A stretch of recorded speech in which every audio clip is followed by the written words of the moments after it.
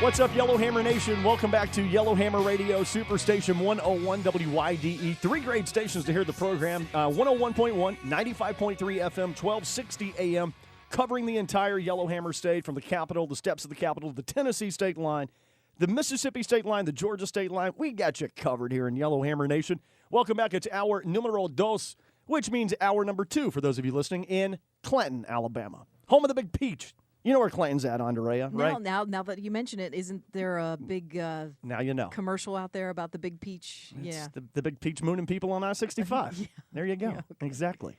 All right, it's hour number 2. We'll take your phone calls this hour at 866-551-9933. Joined in studio right now by a very special guest, a very lovely lady. We were talking about female in politics last hour. What a great tie-in here. Joining us from the Alabama Public Service Commission is Twinkle Cavanaugh. Welcome into Yellowhammer Radio. Well, good morning, Scott and Andrea. Appreciate you all letting me be with you. Enjoy talking with your listeners.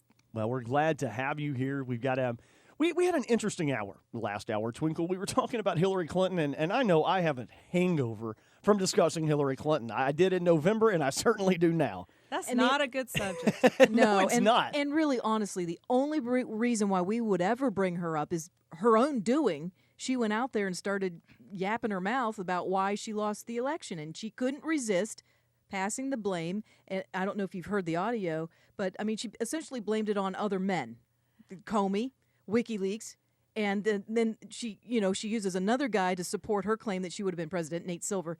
And so she just never had any a moment of self-evaluation, which was very disturbing to me.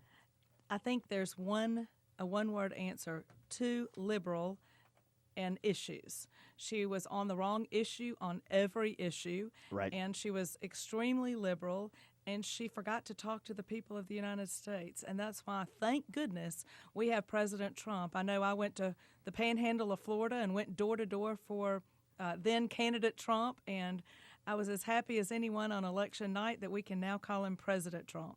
Yes, and even recently there was a poll that said 98% of those that voted for Trump in November would still vote for him today. The one thing I was reading about was in that poll, they didn't poll those who voted for Hillary on whether they of course they would. Well, they wouldn't have on those who would have switched over and now voted for Trump 100 days in. There's a factor there that they glossed over that. But well, come on, Andrea, the liberal media. What do you expect? What do you expect? That's exactly what I expect from the liberal media. And most of them I think would vote for her again. There's a certain segment I believe that would vote for Trump now. Now I really that they do see him in that. action and of what course. he's done, I think they might. I think they might. But so we were discussing, Hillary Clinton being in politics and how the Democrats claim Republicans don't want females in politics. And that's just absolutely not true. I think what we're against is corruption in the Republican Party. And corruption happens in both parties. Clearly, we just saw that with our former governor. But we're against corruption. It's not about male or female. And we have some wonderful females in state government here. Our governor is a female, Kay Ivey. You're on the Public Service Commission. You're a mom. You're a wife. And we were talking about a few moments ago, that moment of self-reflection. When you work so hard for a campaign and you're voted in and you win, do you take that time after to reflect on how you got there and what you're going to do going forward? Well, when I got to the Public Service Commission, I already had a strong conservative philosophy that I took with me. And I wanted to go in and do the things that I had campaigned for others and campaigned myself to do. I wanted to put those in action, and that's what I've done. Every time I look at my list of things I wanted to accomplish, I want to say, have I done that? And one of the things is I believe in smaller government. I believe that we need, as Republicans, to do our job with the least amount of money possible. And so when I got to the commission, I made a decision that we were going to right size. And a lot of times we call it downsizing, but the reality is I had to figure out what was the right size. But when I got there, we had 119 employees. Now, 6 years later, we have 72 employees. We have done that because each time somebody left the commission to retire or to find another job or for whatever reason, we have not fired anybody, but for whatever reason they left the commission, we would evaluate that position, not just automatically rehire. And many times we have retrained other staff members and actually changed jobs and reorganized. And we've been able to do it with fewer employees. And we also looked at where is that wasteful spending at the commission. When I got to the commission, and this always makes people's jaw drop, but when I got there, we had 119 employees, and we had 59 state cars. For 1 out of every 2 employees had a state car. Wow. That means they have a gas card. That means you're paying for their insurance, their new tires, and everything that it costs to drive that vehicle. And I thought that was wrong. I did not take a state car. I thought I needed to lead by example. And Well, the rest of us don't have state cars, and we go out and work our butts off every day. Well, why should elected officials have state cars? Scott, I could not agree with you more. I pay the bill on mine every month. I paid it yesterday. It's not agree. fun. And I were- agree. Were any of these even being, I mean, I'm sure to some degree they were being used, but was the number justifiable by the amount of use? Absolutely not. And so what we had to decide is who is it that really needs a state car to get their job done. Yeah. And we do pipeline inspections, we do railway inspections. So there are some people that need a vehicle to get their Sure. job done. Sure. And there's no problem with that. And the state needs to supply those vehicles. But if they are driving to and from work, they do not need a state car. Jane in accounting doesn't need one, right? You got it. So today, instead, we have 23 state cars at the Alabama Public Service Commission. We went from 59 to 23. You only get a car today if you use it for your job on a constant basis, meaning you're doing inspections. And everyone else, there are 3 cars that you can go and check out in a motor pool. If you need to come to Birmingham for an audit, we do audits of the different people we regulate. And so we do have obviously employees that need vehicles to drive, and they can check a car out. And that's the way it should be. But Wow. no one should be driving to and from work on your dime. Nope. And that's the state, the people of the state. Someone in politics trying to cut spending. My mind is blown right now. Yeah, I really liked your term right sizing, because it isn't saying either one way or the other blindly that we're going to go in and downsize and just cut, because there are some viable, reasonable ways that you need to have money and people and things, but you're also not just spending either. Well, I have spent a lifetime working for conservative causes, and I did not want to be what they call a hypocrite. That is, someone who says one thing, works to get people elected to do something, but then when I actually was blessed to get the votes to be able to serve on the Public Service Commission, I wanted to do what I had said all along, and that is to fulfill what I believed was right at the commission. And so we have downsized not only that, but we've also downsized our workspace. My office is now 2/3 smaller than it was the day I took office. And we now save the taxpayers, the people of Alabama, $420,000 annually in our rent payment or lease Excuse me, payment. say that again. Say that That's again. You $420,000 Wow. annually. A year. A year. Wow. And we did that by cutting office space, but once again, I cut my own office space by 2/3. Don't feel sorry for me. There's plenty of room in my office to get the job done. But to me, when you're in state service and the people of Alabama have put their confidence and their trust in you, you do not need to be building a kingdom. You need to be serving. And I am a Christian and I believe in Jesus, and he was the greatest servant ever. Right. But he did it by truly serving others, not by serving himself. Right. He was not a king, the greatest leader we've ever known. And he was not put in a palace, and he was not there for others to serve him. He came to serve. And I use that as my example. Obviously, I fall far short, and I'm not perfect. But what I try to do is always remember that I'm serving. And for that reason, I hope you guys will let me give out my telephone numbers, because I Sure. believe if you want to serve others, that you need to be accessible. My cell phone, and it's the same one my children and my husband and my mom and dad have. It's 334-558-5432. You can catch me just about any time. I turn it off during church hours. But if you need me, please call it. And then our office number is 334-242-5207. And if you have any problems within state government and can't get an answer, we would love to be your hands and feet or your conduit to get the answer that you need. But we want to serve you at the Public Service Commission. That's impressive right there. Giving out her personal cell phone number. That's brave. That's That is also brave. You know, I've never had anybody misuse it. The people who actually call it really need a problem solved. And I believe you need to be accessible and you need to be able to help people solve the problems, because government can be just a big bear and a real problem. And for people that are busy working and taking care of their families, they don't have time to work through the red tape in state government. And it helps if there's someone that's been there, and we have people in our office that have been there that can point them in the right direction, get them in contact with the right person, and that's what our job is. Our guest is Twinkle Cavanaugh, who is president of the Alabama Public Service Commission, and we've only got a few moments left here.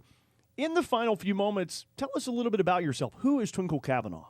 Well, first of all, the question I get the most often is, Twinkle, your real name? Yes, Twinkle is my real name. In fact... How did your mom come up with that? Well, in fact, my name is Twinkle Faye. Twinkle Faye, okay. I truly could have gone to the Grand Ole Opry without a name change if I could sing, but I can't sing, so you're safe. And Nor can I. No, it is a great stage name. I will give you that. Either that or a country music singer. I don't know. That's right. But my parents were from rural South Alabama, and they moved to Montgomery, and my mother was a school teacher, and she taught a little girl whose nickname was Twinkle. So they chose my name before I was born. There's not a big story or anything. And I actually met Twinkle in the grocery store several years ago for the first time. Wow. Very interesting. She tapped me on the shoulder and she said, "Hi, Twinkle, I'm Twinkle." And I really didn't know what she was saying because I was so stunned. Right. No one's got the name Twinkle, No. but anyway, Yeah, right. It is my real name. I grew up, as they called me, I was the city cousin because all of my cousins lived in the country, and my mother and father were both from rural areas, and both grandparents were farmers. And but I grew up in Montgomery. My parents didn't have anything to do with politics, and to be honest with you, the only thing I ever did political growing up was, I believe it was Governor Wallace had children trick-or-treating back in the very early 70s and at the mansion, and we thought we'd get some big candy, I'll be Right. honest. Yeah, sure. Nothing Not special. just the fun-size Snicker bars. Maybe Those are the big ones, That's right? Maybe right. a few dollar bills even, maybe. You But never know. anyway, my dad, and I guess this was all okay back then, but he piled all the neighborhood kids in the back of his pickup truck and drove us downtown to the mansion and let us trick-or-treat. I really don't remember that it was anything fancy, the candy or anything, but we had a lot of fun in the back of the pickup truck getting down to the governor's mansion. That's really my only political memory growing up. Wow. I graduated from a public school, Jeff Davis in Montgomery, and went to Auburn and graduated from Auburn with a biology degree. War Eagle. Go, I was War about Eagle. to say, go I ahead, say Scott. it Get every it in time. there. Get it in Sorry, there. got it. My son is currently at Auburn University, so War Eagle. Well, I was going to say, I know he's having the time of his He life is. and making great grades. Yeah. Yeah, he is. Obviously, those were great years, and I have some great memories. But I've been involved in many conservative issues and conservative causes since that time. What was the first step you took into politics, and at what age were you, and what led to that? At 23, I answered Wow. telephones for the Republican National Committee. Okay.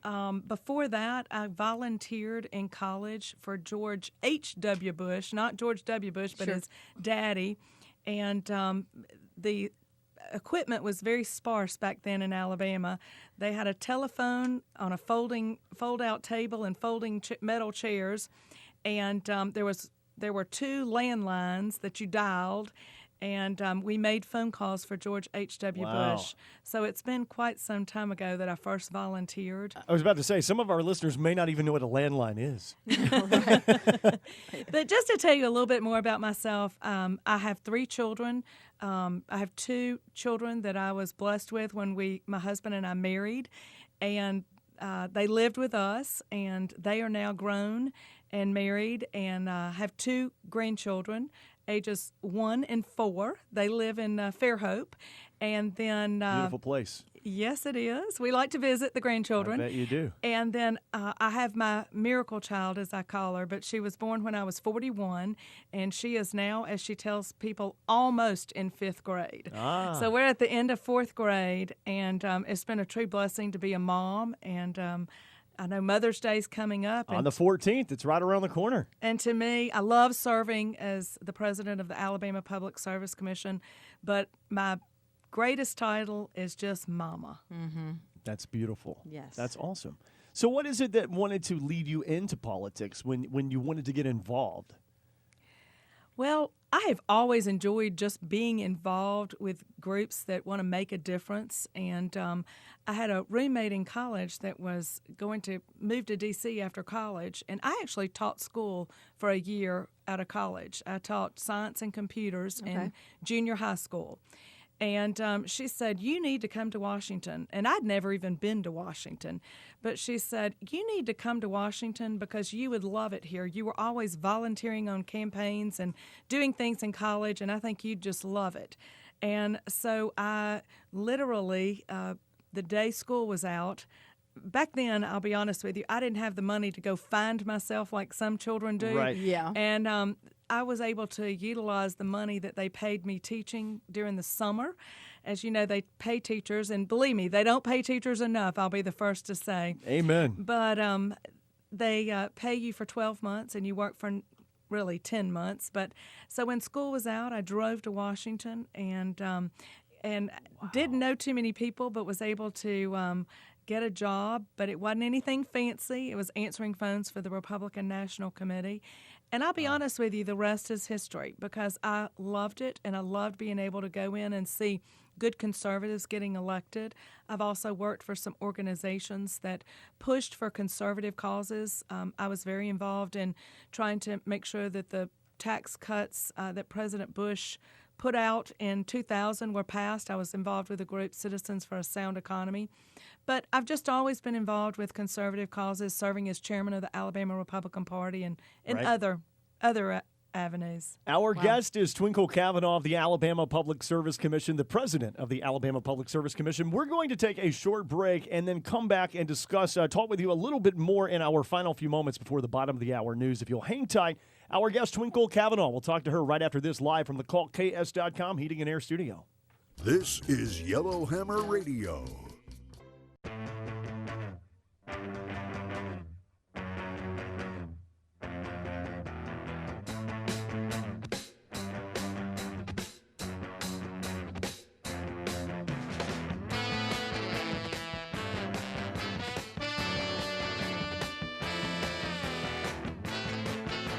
Welcome back, Yellowhammer Nation. It's Yellowhammer Radio. Superstation 101 WYDE, also 95.3 FM, 1260 AM. You can tweet the program at YHN Radio. Our special guest right now is Twinkle Cavanaugh, president of the Alabama Public Service Commission.